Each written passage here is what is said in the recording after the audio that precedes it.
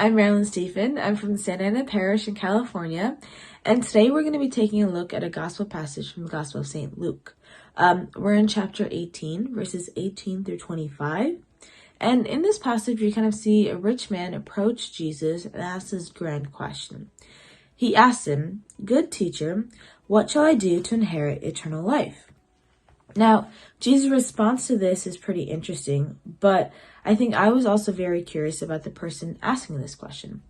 We don't know a lot about this person. We know that he was rich, he was a ruler, and that he was morally inclined to ask Jesus about fulfilling this sort of higher purpose in his life. He wanted to enter into the kingdom of heaven.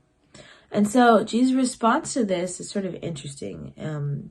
He goes on to initially say, follow the 10 commandments. And he lists out, some of the 10 commandments, and he says, you should be doing all of these. Now, the rich man's response to this is, yeah, I've been doing that since I was a young boy. I've known them, I've practiced them, and I think I'm in a good enough position to know that I fulfilled all of those requirements. But I still feel like I'm lacking something else. Now, this is where it kind of gets interesting because Jesus says, one thing you still lack. Sell all that you have and distribute it to the poor, and then come and follow me. Now, I think what's specific for this man is Jesus initially talks about the sort of basic guidelines of following the 10 commandments, and he goes to list them. But I think even in our spiritual life, and especially during our Lenten journeys, we become so caught up in, giving up the material things, giving up, food, giving up social media, giving up certain meats. But I think Jesus calls this man and calls us into something that's deeper. He looks into this man and realizes that what's obstructing him from his relationship with God is his sort of love for money. And this man was so entrenched in that he eventually walks away from Jesus, not knowing that he won't be able to give that up, right? So during a Lenten journey, I think this time especially gives us the opportunity to look within ourselves and realize what we may be idealizing before we put God first.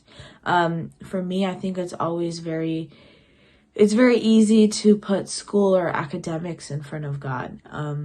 For some people, it might be their jobs or their careers, or for each person, it is something truly that's different. But I think our Lenten journey calls us to look internally and find something that maybe we may be valuing more than God, and give that up as sort of a sacrifice to God and allow God to transform that into something that's more beautiful.